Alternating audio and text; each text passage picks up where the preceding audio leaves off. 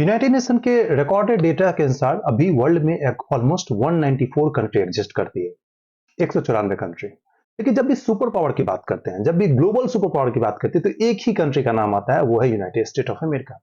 और ये पिछले लास्ट, मुझे लगता है कि सेकेंड वर्ल्ड वॉर से ये एग्जिस्ट करता है एज ए सुपर पावर। लेकिन ये बहुत ही इंटरेस्टिंग फैक्ट मैं बता रहा हूं कि आज से 600 साल पहले या 650 साल पहले यूनाइटेड स्टेट ऑफ अमेरिका नाम का कोई कंट्री एग्जिस्ट ही नहीं करता है। वर्ल्ड मैप में कहीं इसकी एग्जिस्टेंस नहीं है 700 साल पहले, क्योंकि क्रिस्टोफर कोलंबस के बारे में कहा जाता है कि अमेरिका की डिस्कवरी 1492 में हुई। और पिछले 400 साल, क्योंकि इसकी जो इंडिपेंडेंस है वो 1776 में हुई है, तो सोचिए 400 साल, ऑलमोस्ट 400 साल में ये ग्लोबल सुपर पावर बन गया। एक कंट्री जो खुद ही गुलाम रहा। बहुत लोगों को ये पता होगा कि अमेरिका कभी गुलाम नहीं, अमेरिका भी गुलाम था। लेकिन कैसे ये गुलाम से इंडिपेंडेंस होके और फिर वो वर्ल्ड का सुपर पावर बना। तो आइए मैं डिस्कस करता हूं। ये बहुत ही इंटरेस्टिंग और बहुत ही एक इंफॉर्मेटिव वीडियो है कि how USA become the super power. मेरा नाम डॉक्टर मनीष कुमार सिंह है और मैं एज ए साइंटिस्ट यूएस में वर्क करता हूं। और इस प्लेटफॉर्म का जो एरिया है, डोमेन है, बहुत ही लार्ज है, बहुत ही एक्सपेंडेड है। इस डोमेन, इस प्लेटफॉर्म के through diverse range of issue discuss किए जाएंगे, चाहे वो ग्लोबल पॉलिटिक्स से हो, नेशनल पॉलिटिक्स से हो, रीजनल इशू हो, पॉलिटिकल इशू हो, इकोनॉमिकल इशू हो, या कोई हॉट बर्डन इशूज है जो कहीं ना कहीं बेनिफिट करे सोसाइटी को, लोगों को। मेरा यही ऑब्जेक्टिव है इस वीडियो को बनाने का।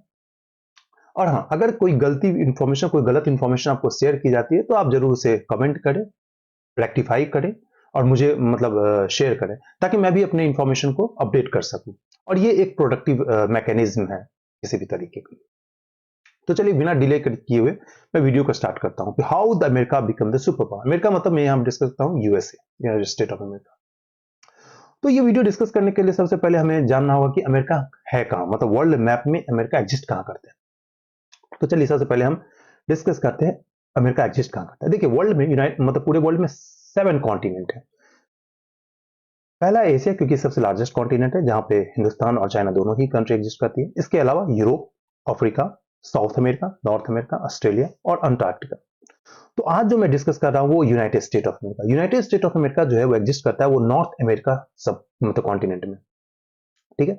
और इसमें 3 कंट्री बेसिकली आती है। एक कनाडा, बीच में सबसे ऊपर में कनाडा आता है, यहाँ पे बीच में आता है यूनाइटेड स्टेट और नीचे में आता है मैक्सिको। ठीक है। और यहाँ पे आप थोड़ा सा इस रीजन को देखिएगा, यूरोप। मैं इस रीजन को इसलिए आपको फोकस करने के लिए कह रहा हूँ कि आगे वीडियो में इसकी बहुत सारी इंफॉर्मेशन आपके पास आएगी। तो ये कॉन्टिनेंटल वाइज है। थोड़ा सा हम कंट्री वाइज देख लेते हैं। तो ये पूरी कंट्री वर्ल्ड मैप है। वर्ल्ड मैप है, इसमें यूनाइटेड स्टेट देखिए यहाँ पे, उसके ऊपर कनाडा है, यहाँ मैक्सिको। और ये जो रीजन है बेसिकली ये यूरोप है। यूरोप में यूनाइटेड किंगडम, फ्रांस, स्पेन, पुर्तगाल, डेनमार्क, बहुत सारे कंट्री हैं। तो ये आप देखिएगा थोड़ा सा, ये आप थोड़ा सा याद रखिएगा। यहाँ यूनाइटेड स्टेट ऑफ अमेरिका है और यहाँ यूरोप है, जिसमें फ्रांस, स्पेन, पुर्तगाल, यूनाइटेड किंगडम, और इसके बीच में एक अटलांटिक ओशन है, बहुत बड़ा समुद्र है। ठीक है। तो चलिए अब हम वीडियो को डिस्कस करते हैं अपने टाइटल के थ्रू। देखिए, मैंने इस वीडियो बनाने से पहले बहुत सारे जो है जर्नल्स, बहुत सारे आर्टिकल, बहुत सारे पेज को पढ़ा है। चाहे वो गवर्नमेंट वेबसाइट हो, चाहे वो एक इंफॉर्मेटिव वेबसाइट हो, बहुत सारी चीजों को मैंने पढ़ने के बाद, एनालाइज करने के बाद उसको एक बहुत ही इंक्लूसिव वे में प्रेजेंट करने की कोशिश की है इस प्लेटफॉर्म के द्वारा, इस वीडियो के द्वारा। और मेरा मानना है कि बहुत ही कंक्लूडिव है, बहुत ही कंक्लूसिव है।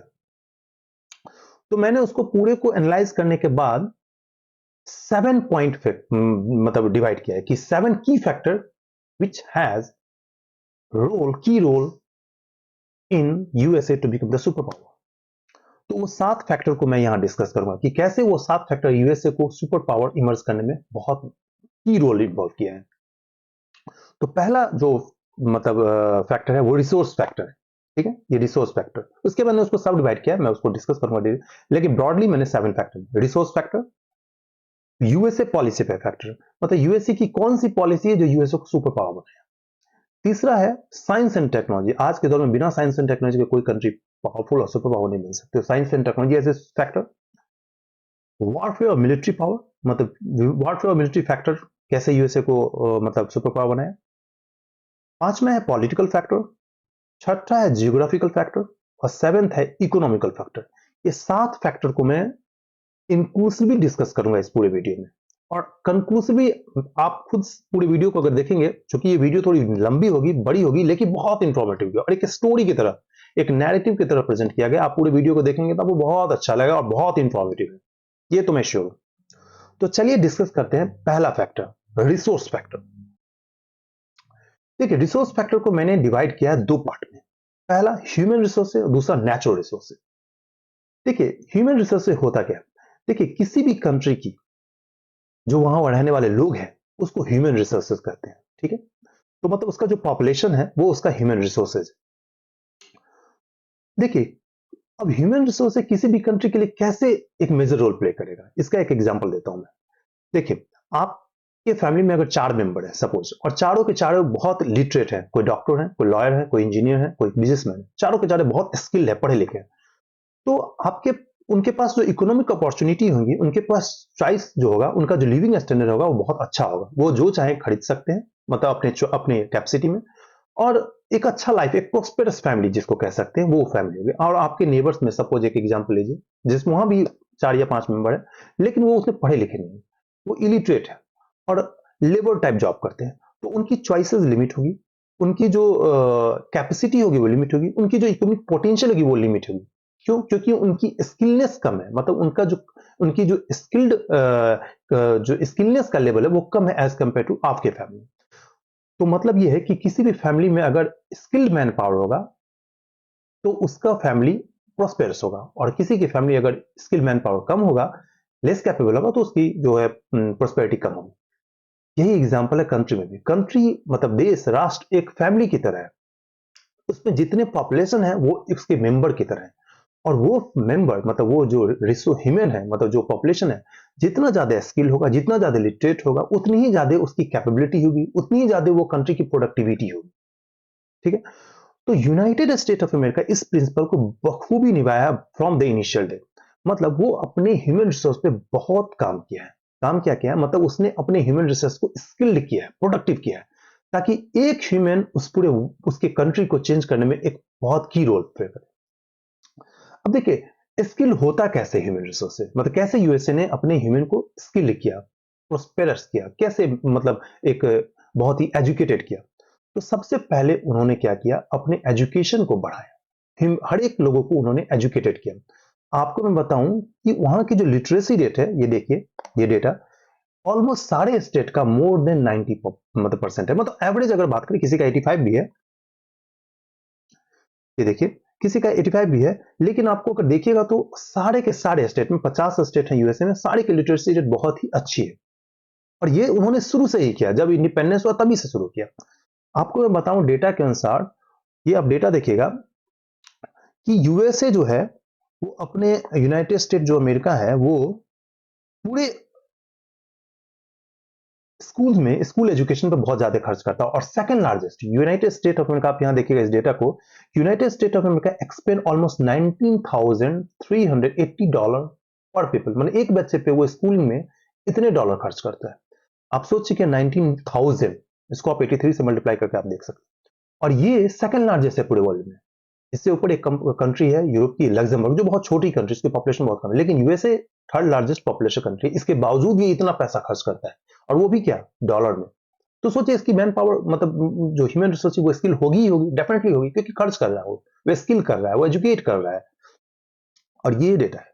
और फैक्ट की बात करें, यूएसए का जो वर्क फोर्स है वो थर्ड लार्जेस्ट है, सेकंड यंगेस्ट है, and most educated in terms of schooling. ये देखिए डेटा। और आपको मैं बताऊं, चाइनीज, एक डेटा ये कहती है कि चाइनीज वर्कर जो प्रोड्यूस करते हैं 6 times less wealth per hour than American workers on average. मतलब कि चाइनीज वर्कर्स जो है ऑलमोस्ट 6 गुना कम प्रोड्यूस करते हैं as compare to United State के वर्कफोर्स से एक घंटे में। मतलब एक आदमी अगर यूनाइटेड स्टेट का 600 रुपया कमा रहा है एक घंटे में, तो चाइना का जो है वही, मतलब एक आदमी एक घंटे में 100 रुपया कमा रहा है। मतलब यूनाइटेड से 600 रुपया 6 गुना ज्यादा कमाता है।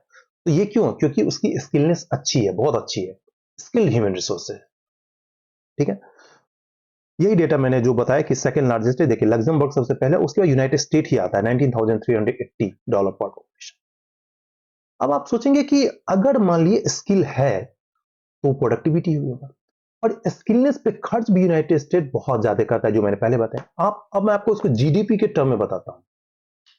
यूनाइटेड स्टेट पिछले 50 साल में अगर मैं बात करूं, ऑलमोस्ट सब मतलब 19th सेंचुरी से ही वो ऑलमोस्ट 2% से 3% खर्च कर रहा है अपने पॉपुलेशन पे, लेकिन जो पिछले 50 साल में उसकी जीडीपी की 6%, 5 से 6% जो उसकी जीडीपी की है, उस पूरे वेल्थ को वो एजुकेशन पे मतलब खर्च करता है, एक्सपेंड करता है। सोच लीजिए कि यूनाइटेड स्टेट की जीडीपी वर्ल्ड की 25% ऑलमोस्ट है।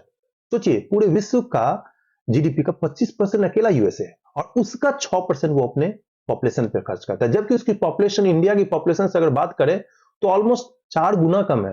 330 मिलियन पॉपुलेशन है यूनाइटेड स्टेट की, और सोच लीजिए उस पर वो अपने जीडीपी का 6%।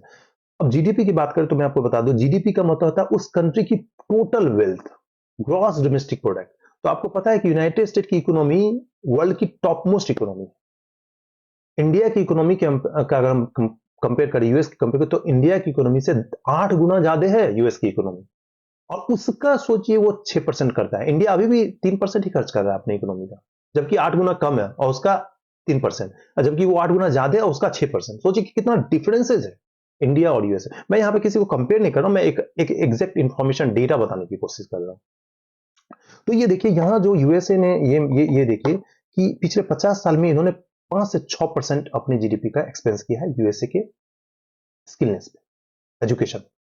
अब ये खर्च कर रहे हैं तो डेफिनेटली प्रोडक्टिव मैन पावर भी तो प्रोड्यूस होगा, और उसका रिजल्टेंट तो आएगा। अब देखिए मैं इस बात को कैसे प्रूफ करता हूं। आपको पता है वर्ल्ड की टॉप 10 ब्रांड जो कंपनी है, उसमें 8 यूएसए की है। ये देखिए, और ये मैं विकिपीडिया से लिया हूं। Apple, Google, Microsoft, Amazon, McDonald's, master card, Coca Cola, ये मतलब टॉप 10 ब्रांड है, उसमें से 8 यूएसए के पास है। तो देखिए उन्होंने अपने ह्यूमन पे इतना काम किया, ह्यूमन रिसोर्स पे इतना काम किया, इसलिए वहां की जो ह्यूमन रिसोर्स है बहुत प्रोडक्टिव है, इनोवेटर है, इंटरप्रेनर है। अब सोचिए कि वर्ल्ड की जो टॉप मोस्ट एमएनसी, वो उसमें से 10 में से 8 यूएसए के पास है। इसका वजह वही है कि वो अपने ह्यूमन रिसोर्स पे बहुत काम करते हैं, और ऐसे ह्यूमन रिसोर्स होंगे किसी कंट्री के पास तो वो कंट्री तरक्की नहीं करेगी तो क्या करेगी, वो लीड क्यों नहीं करेगी हर जगह। अब देखिए टेस्ला, गूगल, एप्पल, माइक्रोसॉफ्ट, ये सब उसी की कंपनी है। अभी सोचिए सोशल मीडिया पूरे वर्ल्ड को अपने गिरफ्त में की हुई है, मतलब बिना सोशल मीडिया के आज के समय लाइफ पॉसिबल नहीं है। बहुत सारे लोगों का जो है वो इकोनॉमी इस पे चलता है। अब सोचिए Twitter, WhatsApp, Facebook, Instagram, YouTube, ये सारे का सारे फाउंडेशन यूएस के पास है, मतलब यूनाइटेड स्टेट की कंपनी ये सारी की सारी। अब सोचिए मैकडोनल्ड्स हुआ, कोका कोला, अमेजोन हुआ, वीजा हुआ, वीजा के बिना आप ट्रांजेक्शन नहीं कर सकते हैं। अगर आप वर्ल्ड के किसी भी कोने में अगर कहीं मूव करते हैं तो आपके पास अगर वीजा का कार्ड है तो आप ट्रांजेक्शन कर सकते हैं, नहीं तो नहीं कर सकते हैं। आप जो एटीएम, अगर वीजा का एटीएम है तो आप वर्ल्ड के किसी भी कोने में ट्रांजेक्शन कर सकते हैं, अदरवाइज आप नहीं कर सकते। तो ये सोचिए कि ये इन्होंने कैसे वर्ल्ड को अपने आप में मतलब गिरफ्त में किया है, कि अगर चलना है तो यूनाइटेड स्टेट को आप इग्नोर नहीं कर सकते, बिना यूनाइटेड स्टेट मूव नहीं कर सकते। तो ये एक फैक्टर था। अब दूसरा फैक्टर हम बात करते हैं नेचुरल रिसोर्सेज, मतलब रिसोर्सेज में एक तो मैंने कहा ह्यूमन रिसोर्स, दूसरा है नेचुरल रिसोर्सेज। ठीक है, नेचुरल रिसोर्सेज का मतलब होता क्या है? देखिए नेचुरल रिसोर्सेज का मतलब होता है कि नेचर किस तरह से ब्लेस्ड किया है उस कंट्री को, उस रीजन को, मतलब कि उसको नेचर ने क्या क्या रिसोर्सेज दिया है in terms of minerals, oils, या फिर renewable resources, non renewable resources, इस तरह की बात हम करते हैं। जैसे for example solar energy, wind energy, nuclear energy, ये सब उसके रिसोर्सेज हैं। आपको गोल्ड्स हुआ, बॉक्साइट हुआ, कोल्स हुआ, और बहुत सारे मिनरल्स हुआ, ऑयल्स हुआ, ये सब। तो यूनाइटेड स्टेट की बात करें नेचुरल रिसोर्सेज के टर्म में, तो वो वर्ल्ड की सेकेंड रिचेस्ट कंट्री है नेचुरल रिसोर्सेज में। देखिए अगर हम एस्टिमेटेड वैल्यू करें नेचुरल रिसोर्स की, तो यूनाइटेड स्टेट का जो नेचुरल रिसोर्स को हम पूरे इवेल्युएट करें तो $45 ट्रिलियन की है उसकी पूरी नेचुरल रिसोर्स, जो कि वर्ल्ड की सेकेंड लार्जेस्ट है। उससे पहले सिर्फ रशिया है, क्योंकि रशिया आपको पता है कि सबसे बड़ा टेरिटोरियल कंट्री है वर्ल्ड की, मतलब बहुत बड़ी रीजन उसके पास है। लेकिन यूनाइटेड स्टेट्स हालांकि सेकंड लार्जेस्ट कंट्री तो नहीं है एरिया वाइज, लेकिन फिर भी उसके पास natural resource second largest after Russia. इसके अलावा कुछ फैक्ट है, जैसे वर्ल्ड लार्जेस्ट कोल रिजर्व उसके पास है। अब कोल है तो उसके पास एनर्जी होगी, और एनर्जी होगी तो इंडस्ट्रियलाइजेशन होगा, तो क्या होगा, इंडस्ट्री बढ़ेगी तो आपको प्रोडक्ट तो आएगा ही, है ना। तो वर्ल्ड की लार्जेस्ट कोल जो है वो यूनाइटेड स्टेट के पास है। ये देखिए लार्जेस्ट प्रोड्यूसर ऑफ गोल्ड भी है, fourth largest producer of copper भी है। तो ये सब जो है वो एक इंक्लूसिव पिक्चर देता है यूनाइटेड स्टेट को सुपर पावर बनाने में। देखिए ये फैक्टर सब जो है बहुत इंपॉर्टेंट है। अब हम बात करते हैं सेकंड इंपॉर्टेंट फैक्टर। पहला हमने बात डिस्कस किया रिसोर्सेज, दूसरा हम बात करते हैं यूएसए पॉलिसी फैक्टर। देखिए यूएसए पॉलिसी फैक्टर को मैंने 3 पार्ट में डिवाइड किया है। यूएसए पॉलिसी फैक्टर का मतलब यूएसए की कौन सी पॉलिसी यूएसए को बहुत इंपॉर्टेंट बनाया है लीडिंग पावर के लिए। तो उसको मैंने 3 पार्ट में डिवाइड किया। एक मैनिफेस्ट डेस्टिनी, दूसरा welcome immigration policy, rules of law. Manifest destiny जो है ना, इसको जानने के लिए हमको थोड़ा सा यूएसए की हिस्ट्री को जानना पड़ेगा। मैं ब्रीफली डिस्कस करूंगा यूएसए की हिस्ट्री। वैसे ये मैनिफेस्ट डेस्टिनी एक टर्म है जो यूएसए के लीडर ने, जब यूएसए इंडिपेंडेंस हुआ तो उसमें ये कोट दिया गया मैनिफेस्ट डेस्टिनी। मैनिफेस्ट डेस्टिनी का मतलब होता है कि यूएसए की टेरिटरी को जितना ज्यादा बढ़ा सके, मतलब यूएसए की एरिया को आप जितना ज्यादा बढ़ा सके। आपको मैं बताऊं, यूएसए जब इंडिपेंडेंट हुआ तो इतना बड़ा कंट्री नहीं था जितना अभी करंट में है। उसके पास सिर्फ 13 स्टेट थी। आज अभी मैं डिस्कस करूंगा उसको चीज को, तो आपको पता चलेगा कि मैनिफेस्ट डेस्टिनी का मतलब क्या होता है। अब ये देखिए, थोड़ा सा ये देखिए कि ये यूनाइटेड स्टेट का करंट मैप है। ये यूनाइटेड स्टेट है, ये कनाडा है, ये मैक्सिको, मैंने पहले बोला। ये थोड़ा सा आप ध्यान दीजिएगा इस एरिया को। ये जो रेड एरिया यूनाइटेड स्टेट, ये भी अलास्का भी यूएसए का ही पार्ट पड़ता है, लेकिन जो आउटसाइड है मेनलैंड से, ठीक है। और ये यूएसए की टोटल 50 स्टेट है, ठीक है। अब हम बात करते हैं थोड़ा सा यूएसए की हिस्ट्री की बात करते हैं, जो बहुत इंफॉर्मेटिव है, आपको बहुत मजा आएगा ये पढ़ के। और जब भी हम हिस्ट्री की बात करते हैं तो क्रिस्टोफर कोलंबस के बिना तो यूनाइटेड स्टेट ऑफ अमेरिका, मतलब अमेरिका की हिस्ट्री स्टार्ट नहीं हो सकती। हालांकि यूनाइटेड स्टेट अमेरिका को डिस्कवरी कोलंबस साहब ने नहीं किया, ये मैं बताता हूं, ये हम लोगों में एक वो होता है। देखिए क्रिस्टोफर कोलंबस की बात करते हैं, स्टार्ट करते हैं। क्रिस्टोफर कोलंबस ओरिजिनली इटली से बिलोंग करते हैं, लेकिन उन्होंने जितनी डिस्कवरी की है उसमें मेजर जो फैक्टर है वो स्पेन का है। स्पेन के किंग ने उनको जो है फाइनेंस किया, स्पॉन्सर किया कि आप जाइए और नए नए कंट्री का डिस्कवरी कीजिए ताकि हमारी कंट्री का जो है इंडस्ट्री बढ़ सके। तो ये था इसको। लेकिन अब थोड़ा सा हम डिस्कस करते हैं हिस्ट्री। देखिए हिस्ट्री अगर 1500 से 1600 की बात करते हैं, इंडस्ट्रियल रिवॉल्यूशन स्टार्ट हुआ और उसमें यूरोप का जो है दबदबा था। क्यों? क्योंकि यूरोप के पास इंडस्ट्री थी, मैन पावर था, दूसरा उनके पास साइंस एंड टेक्नोलॉजी डेवलप था, उनके पास पैसा था। इस सब की वजह से वो थोड़ा एक एक क्या बोलते, थोड़ा सा एज था उनके पास। एक फैक्टर और था यूरोपियन कंट्री के पीछे। यूरोपियन की बात करते हैं तो वहां पे पुर्तगाल, स्पेन, फ्रांस, ग्रेट ब्रिटेन जिसको इंग्लैंड कहते हैं, डेनमार्क, ये सब कंट्री थी। उनके पास एक और बात था जो मैं भूल गया, उनके पास एक एज था कि उनके पास मैरीटाइम एक्सप्लोर का था। मैरीटाइम मतलब सी रूट को वो लोग बहुत एक्सप्लोर कर सकते थे। क्यों? क्योंकि उनके पास जो ये था, सी था, सॉरी, जो बोट था वो बहुत ही मॉडर्न था, और वो जो जहाज था वो बहुत मॉडर्न था, जिसकी वजह से वो एक स्थान से दूसरे स्थान तक बहुत अच्छे से मूव आउट कर सकते थे। और दूसरा इंपॉर्टेंट चीज था, उनके पास वेपन्स मॉडर्न थे। मतलब वेपन्स का मतलब होता है कि उनके पास जो हथियार था वो बहुत ही मॉडर्न तरीके थे, ताकि वो कहीं भी नई जगह पे जाएंगे तो लोकल लोगों से अगर लड़ाई होगी तो वो वेपन्स के सहारे लड़ाई जीत सकते थे। तो ये उनके पास यूरोपियन के पास था। क्यों? क्योंकि इसके पास इंडस्ट्री डेवलप हो चुकी थी, नए नए तरीके वेपन्स थे, गन थे, मॉडर्न आर्टिलरी थे, तो जिसकी वजह से उनको एक एज था। तो अब ये जो यूरोपियन कंट्री है, ग्रेट ब्रिटेन जिसको इंग्लैंड कहते हैं, फ्रांस, स्पेन, पुर्तगाल, ऑस्ट्रिया, डेनमार्क, इन लोगों के बीच में कंपटीशन था 15वीं से 16वीं शताब्दी में। वो क्या था, ये लोग चाह रहे थे कि कोई नए जगह पे जाए और अपने इंडस्ट्री के प्रोडक्ट को बेचे और वहां के रिसोर्सेज को एक्सप्लॉइट करें, यूज करें, अपना एक कॉलोनी वहां डेवलप करें। कॉलोनी मतलब अपनी कंट्री का वहां पे विस्तार करें, अपने कंट्री का और अपने कंपनी का, और जो वहां नेचुरल लोकल जो रिसोर्सेज को यूज कर सके, उसको सामान बेच सके, खरीद सके, वहां से पैसे लाके अपनी कंट्री पे। ये एक पूरे चारों के पांचों जो कंट्री थे यूरोपियंस, जैसे इंग्लैंड हुआ, फ्रांस हुआ, स्पेन हुआ, पुर्तगाल हुआ, डेनमार्क हुआ, सबके बीच में कंपटीशन थी। तो ये कंपटीशन उस दौर में भी था जब 16वीं शताब्दी में। तो स्पेन के जो राजा थे उन्होंने जो है वास्को सॉरी क्रिस्टोफर कोलंबस को बुलाया और कहा कि आप जाइए और ईस्ट इंडीज मतलब इंडिया की तरफ, ईस्ट इंडीज का मतलब हुआ कि इंडिया, ईस्ट इंडिया, ठीक है, उसको आप खोजिए। क्योंकि उस समय इंडिया जो एक पॉपुलर बहुत प्रॉस्पेरस कंट्री थी, और खासकर जो स्पाइसेस ट्रेड था उस वो लोगों को बहुत लुभाता था। यूरोपियन को इंडियन स्पाइसेस, इंडियन मसाला बहुत ज्यादा अट्रैक्ट करता था। तो यूरोपियन जो है वो स्पाइसेस के लिए, और इसके अलावा इंडिया बहुत मतलब रिच था रिसोर्स में, चाहे वो आइवरी मतलब हाथी का दांत हुआ, या फिर गोल्ड हुआ, या फिर आयरन हुआ, इस सब बहुत सारी रिसोर्सेज थे इंडिया के पास। तो स्पेन के जो किंग थे उन्होंने कोलंबस साहब को कहा कि आप खोजिए इस सी का रास्ता, ताकि हम इंडिया में अपना कॉलोनी बना सके, अपनी कंपनी का प्रोडक्ट बेच सके, और वहां पे अपनी अपनी अपनी एक एस्टेब्लिश कर सके। तो स्पेन इसमें, अब इसमें और कंट्री भी, फ्रेंच भी कहां पीछे रहना, फ्रांस भी बोला कि मैं भी करूंगा, ग्रेट ब्रिटेन ने कहा कि मैं क्यों पीछे रहूं, मैं भी अपना एक्सप्लोर करूंगा। तो इस केसेस में, इस दौरान जो है सो क्रिस्टोफर कोलंबस यहां आना चाहिए। इसी समकालीन जो है वो वास्को डिगामा साहब भी, जो पुर्तगाल के, तो उन्होंने भी इंडिया को खोजने की कोशिश की।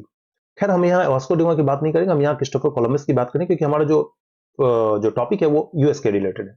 तो क्रिस्टोफर कोलंबस साहब इंडिया को खोजने आने के चक्कर में खोज के चले गए कहीं और, मतलब उनकी जो जो जहाज थी उनका दिशा भटक गया एयर की वजह से, विंड की वजह से, और वो वेस्ट की तरफ, ईस्ट की तरफ मूव करने के बजाय ईस्ट की तरफ मूव किया। मतलब जैसे फॉर एग्जांपल ये यहां से निकले इसमें, और इनको इधर आना था क्योंकि इंडिया इधर ईस्ट में है, लेकिन वो वेस्ट की तरफ मुड़ गया, और उनको लगा कि हम इंडिया की तरफ जा रहे हैं।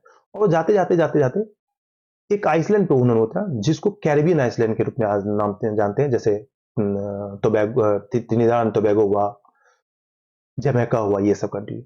और उसको उन्होंने सोचा कि इंडिया, लेकिन बाद में उनको पता चला कि नहीं, ये तो इंडिया नहीं है, तो उसको उन्होंने टर्म दिया वेस्ट इंडीज। आप जो क्रिकेट खेलते होंगे जरूर उनको पता होगा वेस्ट इंडीज क्या है। तो वो जो कंट्री थी वो वेस्ट इंडीज थी। अभी मैं वीडियो में डिस्कस करूँ कहाँ पे वेस्ट इंडीज, तो वो यहाँ पे वेस्ट इंडीज को किए। वेस्ट इंडीज जो है वो एक बेसिकली सेंट्रल अमेरिका के नाम से उस पोर्शन को जाना जाता है। क्यों जाना जाता है मैं वीडियो में दिखाऊंगा। तो क्रिस्टोफर कोलंबस जो है वो सेंट्रल अमेरिका की खोज की, और फिर दूसरी बार उन्होंने फिर से सोचा कि नहीं खोजे, तो उसमें चले गए वो साउथ अमेरिका। ठीक है, जो मैंने आपको दिखाया साउथ अमेरिका कॉन्टिनेंट। तो ये देखिए, यहां से स्पेन से है जो है वो कोलंबस साहब ने यहाँ 52 में आए, और यहाँ इस रीजन पे बेसिकली ये है सेंट्रल अमेरिका का रीजन, जो कि Trinidad and Tobago West Indies region है, ये इस रीजन पे है, जिसको कैरिबियन सी है, इसलिए इस रीजन को कैरिबियन आइसलैंड भी बोला जाता है, क्योंकि यहाँ पे कैरिबियन सी है। और दूसरी बार जब उन्होंने किया फिर से एक्सप्लोर करने की, तो वो साउथ अमेरिका में आए। साउथ अमेरिका में बेसिकली जैसे ब्राजील हुआ, पुर्तगाल हुआ, ये सब रीजन, सॉरी ब्राजील हुआ, और यहाँ पे और भी कंट्री है, लेकिन ब्राजील एक सबसे बड़ा कंट्री है, तो इसको उन्होंने एक्सप्लोर किया। लेकिन नॉर्थ अमेरिका, ये जो जो यूएस है, यूनाइटेड, उसको क्रिस्टोफर कोलंबस नाम ने डिस्कवरी नहीं किया। तो ये एक इन्फॉर्मेशन मैं शेयर करता हूँ। अब इसके साथ साथ जो है और भी कंट्री, जैसे इंग्लैंड, मैंने कहा कि चूंकि इन लोगों के बीच में कंपटीशन था, तो इंग्लैंड ने भी चाहा कि भाई यूनाइटेड स्टेट में आए, ताकि वो अपनी कंपनी का जो विस्तार कर सके, तो यहाँ पे आया। फ्रांस भी अपने आप को यहाँ पे लाए, फ्रांस भी अपने मतलब जो उनके जो एक्सप्लोरर थे वो यहाँ पे आए। तो फाइनली जो है 3 कॉलोनी बेसिकली यहाँ पे आई, एक इंग्लैंड की कॉलोनी, एक फ्रांस की कॉलोनी, और एक स्पेन की कॉलोनी, मतलब स्पेन गवर्नमेंट का भी एक कॉलोनी बना है। ये जो रीजन था जो सबसे, यहाँ पे इंग्लैंड का आया, जो मैं आपको दिखाऊंगा। मतलब ये देखिए, यहाँ पे इंग्लैंड है, ये ब्लू रूट्स के थ्रू यहाँ पे इन्होंने, और यहाँ पे उन्होंने अपना कॉलोनी मतलब बसाया। सबसे पहले इंग्लैंड वाले लोग ही आए यहाँ पे कॉलोनी बसाने। ये देखिए, ये ब्रिटिश कॉलोनी, ये मैंने बताया। अब देखिए, ये पूरा यूनाइटेड, अभी करंट यूनाइटेड स्टेट है, लेकिन उस समय यूनाइटेड स्टेट नहीं थी। यहाँ पे देखिए, ये ब्रिटिश कॉलोनी है, जो यहाँ से देखिए, ये जो यहाँ से आई, तो ये यहाँ पे ये ब्रिटिश कॉलोनी है। 13 कॉलोनी उन्होंने बसाया। यहाँ पे स्पेन वाले आए, यहाँ पे फ्रांस वाले आए। तो ये आप देखिए, मैंने आपको बताया हिस्ट्री। तो ये जो ब्रिटिश आए वो ऑलमोस्ट 1600 के अप्रोक्स आए। 100 साल तक अपना ये इन्होंने राज किया, कंपनी बनाई, कंपनी से कमाए। और आपको पता है न्यू इंग्लैंड जो अभी सिटी है यूएस में, वो उन्हीं की बसाई हुई सिटी है, मतलब ब्रिटिश के द्वारा। तो इस तरह से जो है वो उन्होंने बनाया। लेकिन फिर धीरे धीरे लोगों में डिस्कम्फर्ट होता है, क्यों? क्योंकि टैक्सेशन बहुत ज्यादा होता था मतलब कॉलोनी पे। तो ब्रिटिश के जो गवर्नमेंट है वो यहाँ से पैसा एक्सट्रैक्ट करने लगे, जिस तरह से इंडिया में वो लोग किए कि इंडिया में आके वहां के लोगों से फिर टैक्स बहुत वसूलते थे, वही यहाँ भी उन्होंने यही किया। मतलब यही चीज मैं बता रहा हूँ कि यूएस भी जो है वो शुरू से इंडिपेंडेंट नहीं है, वो भी आपको ब्रिटिश के अंदर था, ब्रिटिश का गुलाम था। और 13 कॉलोनियां ब्रिटिश की। लेकिन धीरे धीरे 100 साल में, मतलब 16वीं शताब्दी में, 1700 तक आते आते डिस्कम्फर्ट होना शुरू हो गया लोकल लोगों में, और जो ब्रिटिश की कॉलोनी लड़ाई हुआ। और एक बहुत कॉमन फैक्ट उन्होंने, कॉमन टर्म दिया कि नो टैक्सेशन विदाउट रिप्रेजेंटेशन, मतलब आप हमें रिप्रेजेंटेशन नहीं देंगे गवर्नमेंट में तो हम टैक्स नहीं देंगे। धीरे धीरे धीरे धीरे ये लड़ाई बढ़ती गई, और फाइनली जो है 1776 में, 1776 में इसकी आजादी होती है। मतलब ये 13 कॉलोनी जो है वो उन्होंने ब्रिटिश को भगाते हैं, और यहाँ पे अपनी एक गवर्नमेंट बनाती है यूनाइटेड स्टेट, जो लोकल लोगों से। और ये 13 कॉलोनी का ही एक गवर्नमेंट होता है, और इसी को यूनाइटेड स्टेट ऑफ अमेरिका बताया था, इतने दूर को। अभी ये पूरा टोटल इतना हो चुका है, लेकिन जब ये आजाद हुआ तो सिर्फ इसके पास इतना बड़ा रीजन था। लेकिन आजादी के जस्ट बाद उनका जो पहला पॉलिसी था वही था मैनिफेस्ट डेस्टिनी, मतलब आप अपने एरिया को वेस्ट वार्ड कितना क्योंकि ये ईस्ट पोर्शन है तो वेस्ट वार्ड आप कितना बढ़ाइए, जितना ज्यादा आप इधर बढ़ सके, नीचे बढ़ सके और भी कहीं जगह आप बढ़ सके। तो ये इनका रीजन था कि अपने एरिया को बढ़ावे जितना बढ़ाए, इसी को बोला था मैनिफेस्ट डेस्टिनी। ठीक है, अब देखिए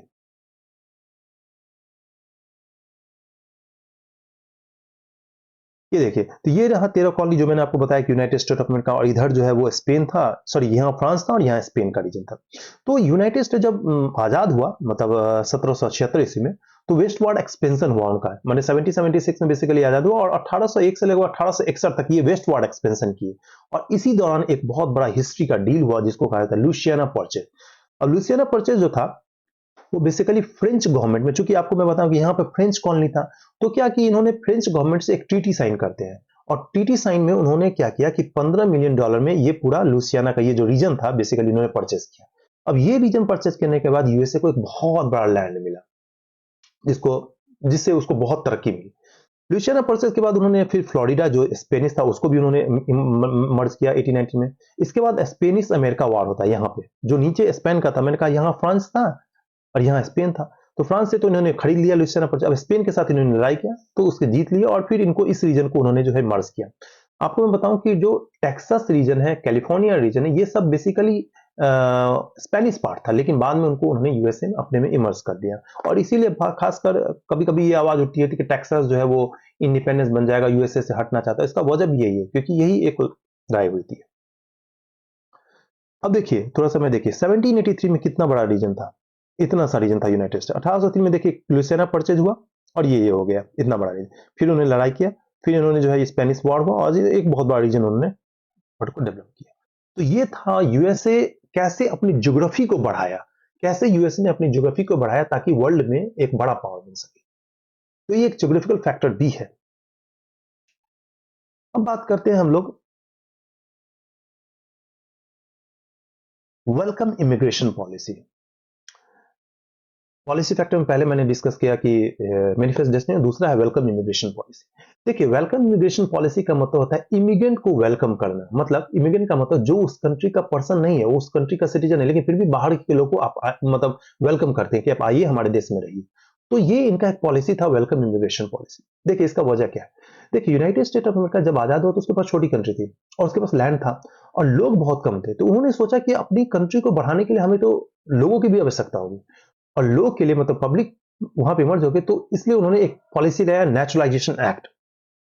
ठीक है, नेचुरलाइजेशन एक्ट कहता है क्या, 1790 आजादी के जस्ट बाद, इंडिपेंडेंस के जस्ट बाद उन्होंने एक्ट लिया कि कैसे लोगों को अट्रैक्ट कर सके अपने कंट्री में। तो उन्होंने इसका ये रूल इतना मतलब फ्लेक्सिबल था कि कोई भी व्हाइट पीपल जो व्हाइट दिखने में लगे और जो 2 साल अगर वहां रह रहे हैं तो वहां का सिटीजन हो जाएगा। सोचिए कितना इजी टर्म पे उन्होंने सिटीजन दिया इनिशियली।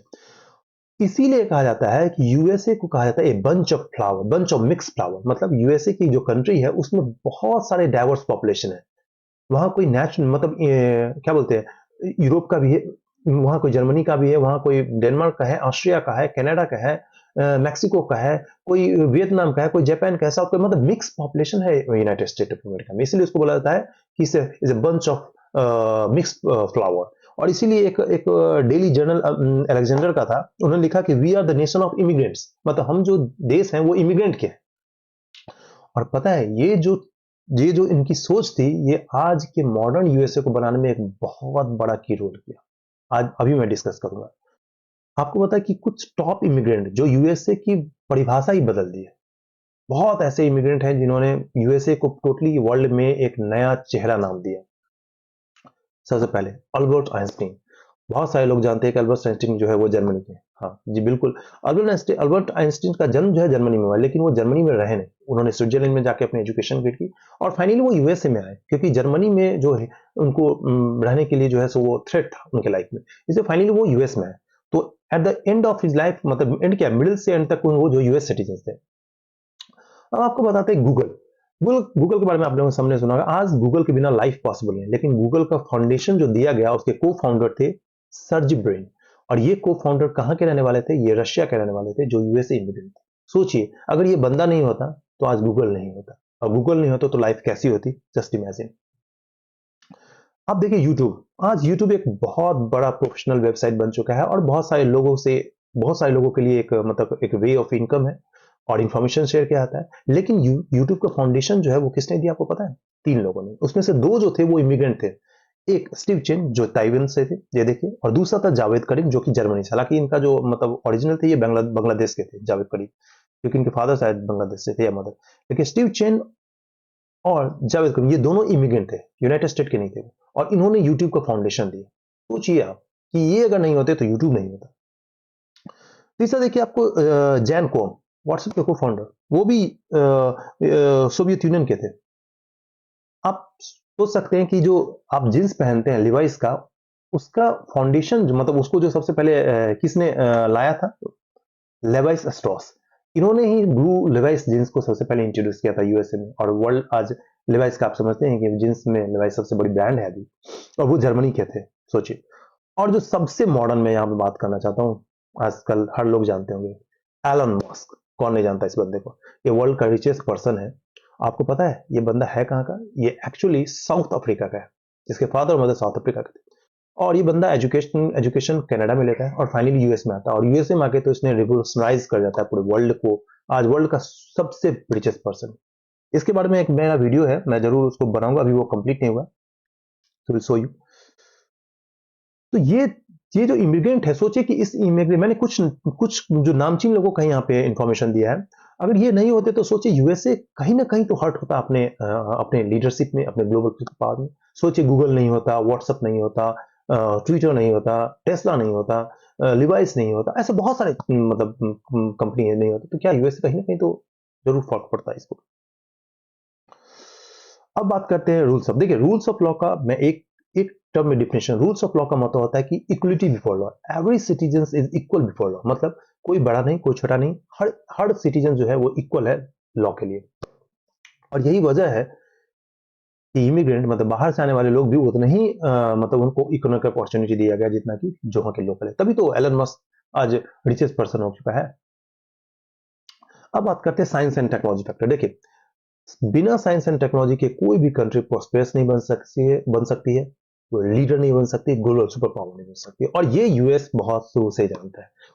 तभी तो उन्होंने यूएसए ने सोच लीजिए कि 17th सेंचुरी से डिस्कवरी और इन्वेंशन करने का शुरुआत कर दिया। उसका वजह भी था क्योंकि शुरू से ही ये इमिग्रेंट को बुलाए, तो जो टॉप क्लास इमिग्रेंट थे वो वहां गए। अब वो वहां पे प्रोडक्टिव बने, नया इन्वेंशन हुआ, डिस्कवरी हुआ, तो वहां पे अभी देखिए मैं आपको डिस्कस करता हूँ कि साइंस एंड टेक्नोलॉजी में पिछले 400 साल में इन्होंने कितना बड़ा डिस्कवरी किया है।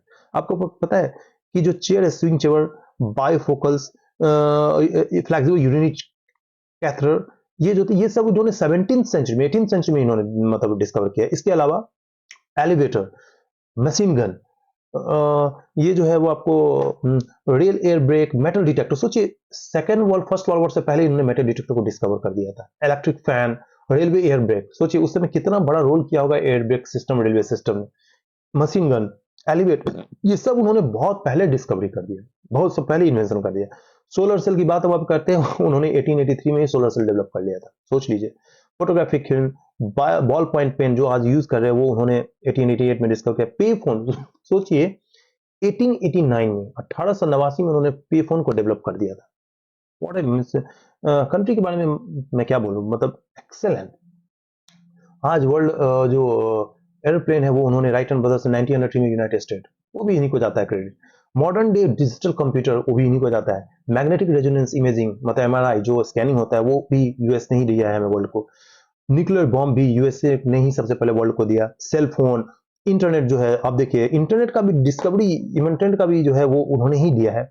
जीपीएस सिस्टम सबसे पहले वर्ल्ड को यूएस ने ही दिया। Wifi, human genome map, bio artificial liver. कहने का मतलब है कि कौन सा एरिया नहीं है, चाहे वो मेडिकल साइंस नहीं, फिजिकल साइंस नहीं, केमिकल्स, हर डोमेन में इन्होंने हिस्ट्री की ऐड किया है और इन्वेंशन किया। तो जिस कंट्री के पास इतना डिस्कवरी है, इन्वेंशन है, पेटेंट है, वो कंट्री कैसे में लीड कर सकती है? ये सब फैक्टर है उनको लीड बनाने के लिए। अभी सोचिए कि जीपीएस की बात करें, आपको पता है कि कारगिल के मतलब मैंने जो पढ़ा है, सुना है, मुझे इसके बारे में बहुत सारे मैंने फैक्ट नहीं किए, लेकिन कारगिल के दौरान जो इंडिया ने जीपीएस सिस्टम की मांग की थी यूनाइटेड स्टेट ऑफ अमेरिका से, और उसके बाद इंडिया ने खुद ही अपनी एक positioning GPS positioning system develop किया, जिसको यूज कर रहे हैं हम लोग आजकल। तो सोचिए कितनी बड़ी साइंस एंड टेक्नोलॉजी जो है वो कैसे किसी कंट्री को प्रोस्पेरस बना देता है। अब देखिए किसी भी कंट्री की साइंस एंड टेक्नोलॉजी डेवलप है तो उसको हम एक एक पैरामीटर से इवेलुएट कर सकते हैं, वो है नोबल लॉटरेट्स। मतलब नोबल प्राइज विनर कितने हैं यूएस में, यूनाइटेड स्टेट में, आपको पता है? यूनाइटेड स्टेट में 371 नोबल प्राइज विनर है और यूएस की पॉपुलेशन है 4%। देखिए यहाँ पे यूएस की जो पॉपुलेशन है वो 4% है, लेकिन नोबल लॉरेट्स जो है वो 34% है। सोचिए आपकी कितनी बड़ी, मतलब एक रिमार्केबल थिंग है। 371 नोबेल प्राइज विनर है यूनाइटेड स्टेट से और पॉपुलेशन वर्ल्ड की 4%। मुझे मतलब ये देश क्यों नहीं तरक्की करेगा जहां पे नोबेल लॉरेट्स ही पैदा होते हैं। अब बात करते हैं वॉरफेयर और मिलिट्री फैक्टर की। देखिए वॉरफेयर मिलिट्री फैक्टर, देखिए यूएसए ने बहुत सारे लड़ाई की है, चाहे वियतनाम वॉर हो, चाहे वो आपको जापान के साथ लड़ाई हुई, सेकेंड वर्ल्ड वॉर में लड़ाई हुई, गल्फ वॉर हुआ, क्यूबा वॉर हुआ, बहुत सारे फाइट इन्होंने यूएसए ने किया। देखिए क्योंकि यूएसए एक leading power second world war के बाद जो है वो इमर्ज हो गया, तो इनको बहुत सारे चैलेंजेस भी मिले, चाहे कोल्ड वॉर हुआ, बहुत सारे फाइट इन्होंने की। आपको मैं बताऊं कि यूएसए की जो मिलिट्री बजट है वो जो नेक्स्ट 10 कंट्री, मतलब यूएसए फर्स्ट पे आता है और जो नेक्स्ट 10 कंट्री, उस 10 को मिला दीजिए तभी यूएसए का बराबर नहीं कर सकता। यूएसए की जो मिलिट्री बजट है वो ऑलमोस्ट 730 बिलियन है।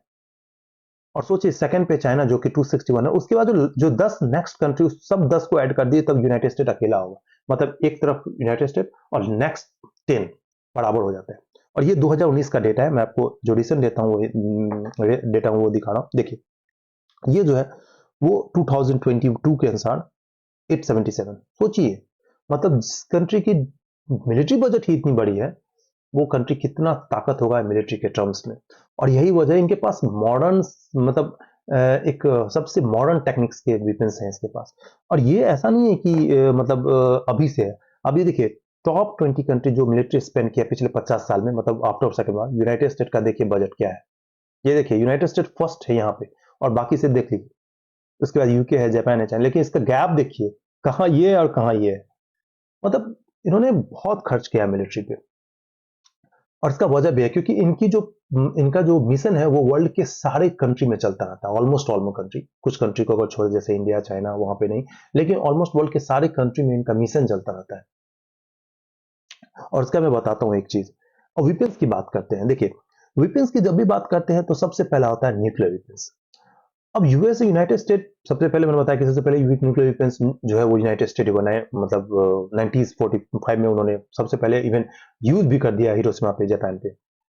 लेकिन यूनाइटेड स्टेट के पास कितना न्यूक्लियर वेपन है और वर्ल्ड के पास अदर कंट्री, देखिए यूएस और रशिया दोनों के पास ऑलमोस्ट बराबर है, लेकिन यूएस सेकेंड मतलब पोजीशन पे है, रशिया फर्स्ट पोजीशन पे है, मतलब न्यूक्लियर वेपन पे।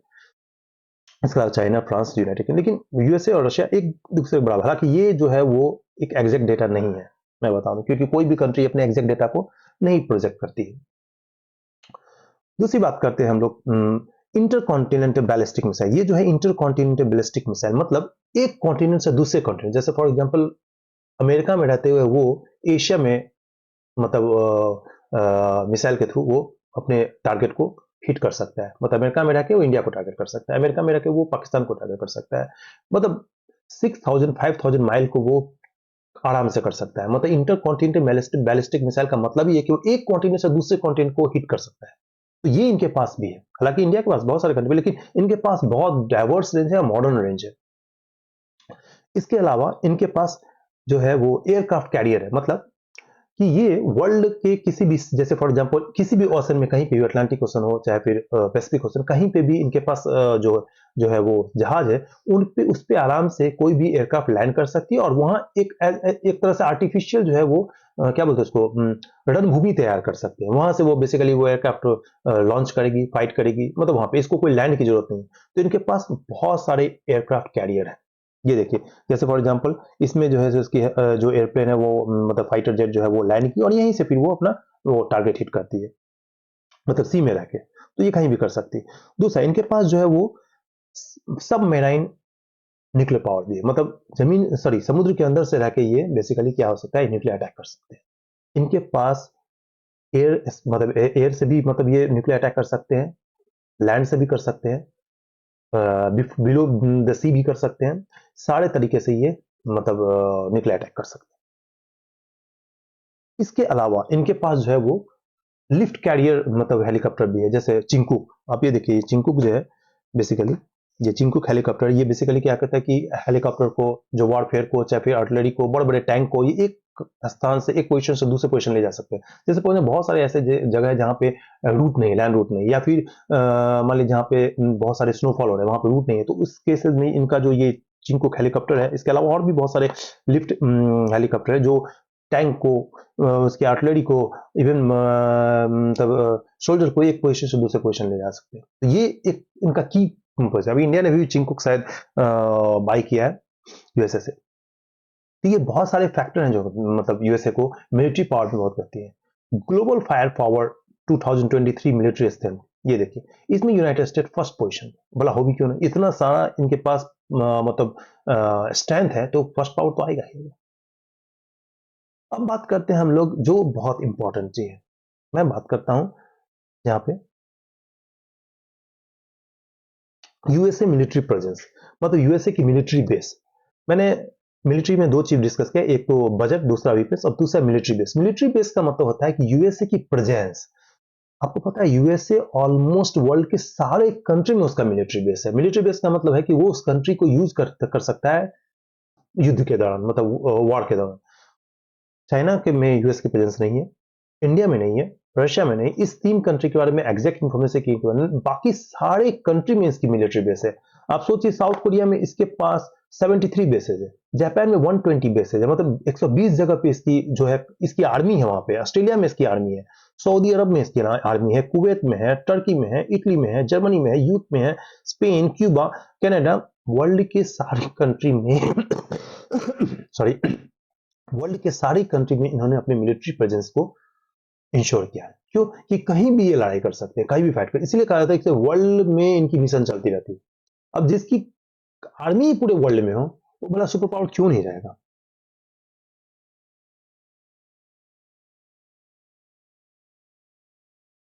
अब आता है नासा। मैंने उसमें बताया कि कैसे नासा एक इंपॉर्टेंट, देखिए नासा जो है वो एक बहुत इंपॉर्टेंट रोल किया यूएसए के सुपर पावर को स्ट्रेंथ करने में, प्रमोट करने में और नए बनाने में। और नासा ने बहुत सारी डिस्कवरी की है। जैसे फॉर एग्जांपल आपको पता है कैमरा में सबसे पहला फोन, कैमरा में जो फोन आ रहा है आजकल, वो सबसे पहले नासा ने ही सबसे पहले इन्वेंटेड किया था। और ये आप जाके नासा के वेबसाइट पे देख सकते हैं। स्क्रेचलेस लेंसेज का उन्होंने डिस्कवर किया, एलईडी।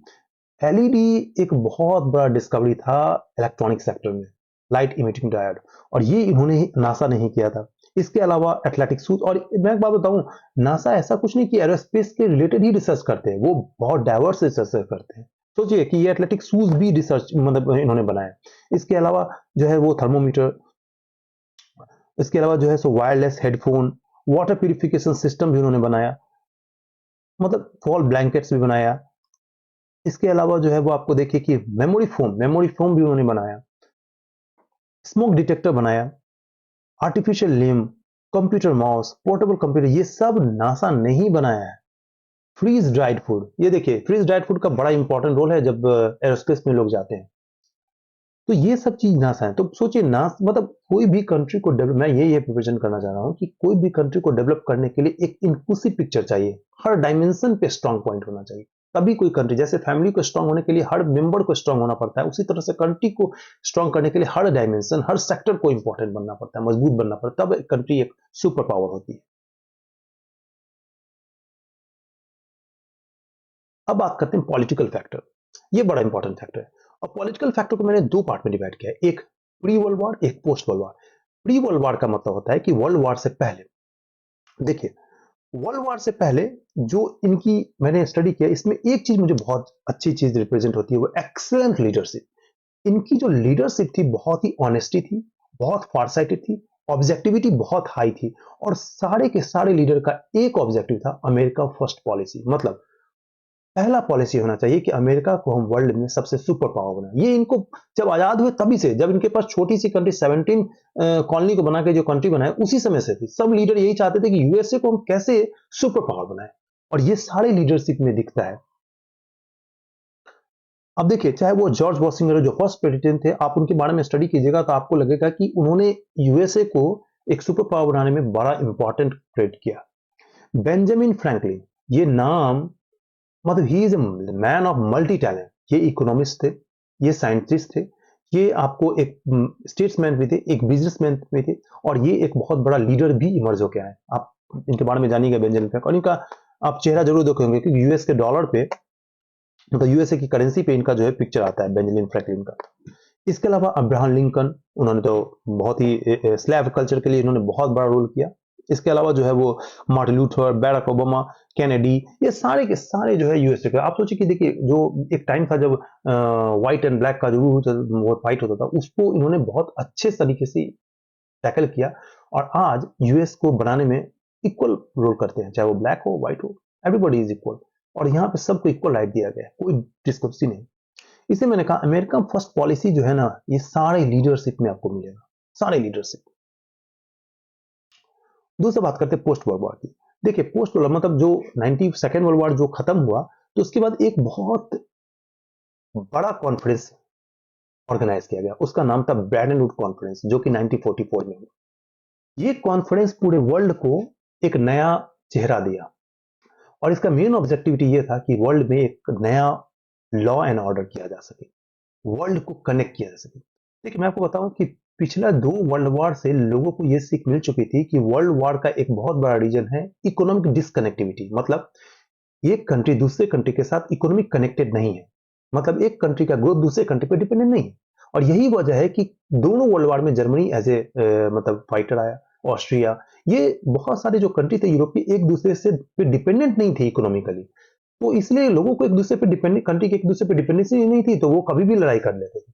तो इस ब्रेटन वुड कॉन्फ्रेंस का मेन ऑब्जेक्टिव यही था कि विश्व में ट्रेड को बढ़ावा जा सके, इकोनॉमी को बढ़ाया जा सके। मतलब एक कंट्री का दूसरे कंट्री के साथ अगर व्यापार होगा तो निश्चित रूप से इसकी डिपेंडेंसी उस पर होगी, इसके इंटरेस्ट उस पर डिपेंड करेंगे, उसके इंटरेस्ट इस पर डिपेंड करेंगे, तो क्या होगा कि वार की जो पॉसिबिलिटी है वो कम होगी। जैसे फॉर एग्जाम्पल, आपका अगर किसी पड़ोसी पे डिपेंडेंसी होगा तो आप उससे लड़ाई नहीं करेंगे, कि आप सोचेंगे अगर मैं करूंगा तो मेरा इंटरेस्ट मतलब मैं लॉस में हो सकता हूं, मेरा ये चीज नहीं हो पाएगा। उसी तरह से कंट्री भी। तो ब्रेटन वुड कॉन्फ्रेंस में सबसे पहले ये किया जाएगा कि एक कंट्री को दूसरे कंट्री के साथ कैसे डिपेंडेंसी हम क्रिएट कर सके, कनेक्ट कर सके। तो इस तरह से नया लॉ आए, ऑर्डर आए, रूल्स आए। तो इस कॉन्फ्रेंस के दौरान इससे बहुत सारे चीजों पे जो है यूनिफिकेशन लाया गया कि कैसे यूज कर सकते। और ये कंट्री जो है सो, ये जो बैटन कॉन्फ्रेंस है 1944 में हुई, और न्यू इंटरनेशनल ऑर्गेनाइजेशन बहुत सारे आए ताकि वर्ल्ड में लॉ एंड ऑर्डर को जो है इंश्योर किया जाए। जैसे कि सबसे पहला है इंटरनेशनल मॉनेटरी फंड, ये जो है वो आपको वर्ल्ड ट्रेड को बढ़ावा जा सके। उसके बाद कोई कंट्री अगर मान लिए इकोनॉमिकली डिजास्टर से गुजर रही है या फिर फेल्योर हो रही है, तो उसको लोन दे सके ताकि वो कंट्री फिर से रिवर्स हो सके। इसके अलावा जो है सो फॉर एग्जांपल वर्ल्ड बैंक आई, उसका भी काम बेसिकली यही था कि कैसे ही वर्ल्ड इकोनॉमी को ट्रैक कर सके। यूनाइटेड नेशंस की पूरे वर्ल्ड में कोई ऐसा नहीं कि कोई कंट्री किसी पे अटैक कर देगा तो यूनाइटेड नेशन उसको मतलब ये ट्रैक कर सके। जीएटीटी मतलब जो अभी डब्ल्यूटी है, वर्ल्ड ट्रेड, उसका पहले नाम था GATT, global agreement trade trade. तो वर्ल्ड ट्रेड ऑर्गेनाइजेशन के थ्रू कैसे मतलब ट्रेड को बढ़ाया जा सके, और वो भी ट्रेड जो है सो एक ट्रांसपेरेंट मैनर में, ताकि जो है सो मतलब जैसे वेस्ट और ईस्ट को कनेक्ट किया जा सके। मतलब जो वेस्टर्न कंट्री थी और जो पुअर कंट्री थी या डेवलप कंट्री या डेवलपिंग कंट्री, उससे किस तरह से हम इक्वलिटी कर सके। मतलब व्यापार अगर होगा तो क्या हो सकता है कि कैसे हम जो डेवलप्ड कंट्री है चाहे डेवलपिंग कंट्री है, उसको डेवलपिंग कंट्री को और बढ़ावा दे सके, पुअर कंट्री को किस तरह से हम कुछ प्रॉफिट दे सके ताकि वो और बढ़े। तो इस तरह से डिपेंडेंसी क्रिएट की गई ताकि जो है वो लड़ाई नहीं हो सके, फाइट नहीं हो सके। और ये हुआ भी। आप सोचिए कि सेकेंड वर्ल्ड वॉर के बाद थर्ड वर्ल्ड वॉर क्यों नहीं हुआ, क्योंकि उसका एक बहुत बड़ा रीजन है इन सभी ऑर्गेनाइजेशन का, क्योंकि ट्रेड एक दूसरे से है तो लड़ाई नहीं हुई। आप देखेंगे काफी बार इंडिया पाकिस्तान के बीच में ये होता है कि ट्रेड को बढ़ाया जा सके, क्योंकि ट्रेड बढ़ेगा तो फाइट नहीं होगी। हालांकि अभी इंडिया पाकिस्तान में बहुत कम ट्रेड हो रहा है। अभी दूसरे फैक्टर की बात करते हैं, इकोनॉमिकल फैक्टर। ये शायद लास्ट फैक्टर मैं यहां डिस्कस करूंगा। इकोनॉमिकल फैक्टर को 2 पार्ट में डिवाइड किया, एक इकोनॉमिक पॉलिसी और दूसरा इंटरप्रेनर। देखिए, इकोनॉमिक पॉलिसी की बात करते हैं, किसी भी कंट्री की इकोनॉमी किस पे डिपेंड करती है? किसी भी कंट्री की इकोनॉमी मतलब पैसा, उस कंट्री के पास पैसा कितना है। और पैसा का मतलब होता है कि आप कितने स्ट्रांग हैं। मैं आपको बताऊं कि यूएसए की जो करेंसी है, यूनाइटेड स्टेट यूएस डॉलर, वो वर्ल्ड की ग्लोबल करेंसी कैसे बनी। ऐसा नहीं है कि यूएस करेंसी पहले से ही ग्लोबल करेंसी, नहीं। 17th सेंचुरी में यूएस की जो करेंसी थी, 17th सेंचुरी में, 18th सेंचुरी में, 16th सेंचुरी में, ये इसमें में जो करेंसी स्ट्रॉन्ग करेंसी थी वो थी इंग्लैंड की पाउंड। इसके अलावा जो है वो फ्रैंकलिन जो फ्रेंच की थी, फ्रेंच फ्रैंक। इसके अलावा जैसे जर्मन मार्क्स, ये सब करेंसी जो बहुत स्ट्रांग हुआ करती थी। यूएस करेंसी इतनी स्ट्रांग नहीं थी 90 at the end of 19th century, लेकिन यूएसए इवन कंपीट भी नहीं करता था यूरोपियन करेंसी से। लेकिन ऑनवर्ड जो है, वर्ल्ड वार हुआ, फर्स्ट वर्ल्ड वार के सेकंड वार, धीरे धीरे जो है ये सब करेंसी जैसे यूके की पाउंड ये वीक होना शुरू हुई, ठीक है। और यूएस का जो डॉलर था वो स्ट्रांग होना शुरू हुआ। और आपको मैं बताऊं कि 1872 तक आते आते, 1872 तक आते अमेरिका की जो इकोनॉमी थी वो इंग्लैंड की इकोनॉमी को सरपास करती, बड़ा मतलब बड़ी हो गई, क्रॉस करती। और ब्रिटिश, आप समझिए कि फर्स्ट वर्ल्ड वॉर में ब्रिटिश ने यूएस से पैसा मांगा लड़ाई करने के लिए, फाइट करने के लिए। और सक्सेसिव कुछ ईयर्स में यूएसए की एक्सपोर्ट इतनी ज्यादा बढ़ गई, इतनी ज्यादा बढ़ गई कि उनकी करेंसी एक ग्लोबल करेंसी होना शुरू हो गया। और by the end of world war pound could no longer compete. Second world war के एंड में पाउंड जो है वो कम्पीट नहीं कर पाया था यूएस की करेंसी को। और 1945 तक आते आते सोच लीजिए कि यूएस की जो मैन्युफैक्चरिंग थी वो more than 50% of the world goods, मतलब वर्ल्ड की जितनी प्रोड्यूस गुड थी, मैंने जो कंपनी मेड, सॉरी इंडस्ट्री में जो गुड थी उसमें 50% जो है वो यूएस की होती थी, यूएस ही बनाता था। जो वर्ल्ड में जितनी मैन्युफैक्चरिंग प्रोड्यूस थी उसका 50% सिर्फ यूएसए बनाता था। सोचिए इसका इंडस्ट्री कितना ज्यादा डेवलप हो गया था। अब इसकी कंपनी के आप सामान खरीदोगे तो पैसे आप किसमें दोगे, इन्हीं के पैसे में ना, करेंसी।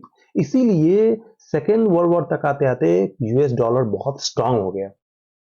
और जो मतलब बैटन वुड कॉन्फ्रेंस में ये डिस्कस किया गया कि हम बैटन वुड कॉन्फ्रेंस जिससे इंटरनेशनल मॉनेटरी फंड और वर्ल्ड बैंक, जो दो इकोनॉमिक बॉडी, उन्होंने सोचा कि वर्ल्ड के इकोनॉमिक ट्रेड को कैसे बैलेंस कर सके, हम कैसे एक्सचेंज कर सके। मतलब जैसे फॉर एग्जांपल यूएस का पैसा है और इंग्लैंड के पैसे में अगर करेंसी हो तो कैसे हम एक्सचेंज कर सके। उसके लिए क्या किया, गोल्ड को एज ए स्टैंडर्ड किया गया। और गोल्ड उस समय यूएस के पास सबसे ज्यादा था। तो इसीलिए क्या हुआ कि यूएस की करेंसी जो यूएस डॉलर था वो वर्ल्ड की एक करेंसी बन गई और इंटरनेशनल करेंसी बन गई।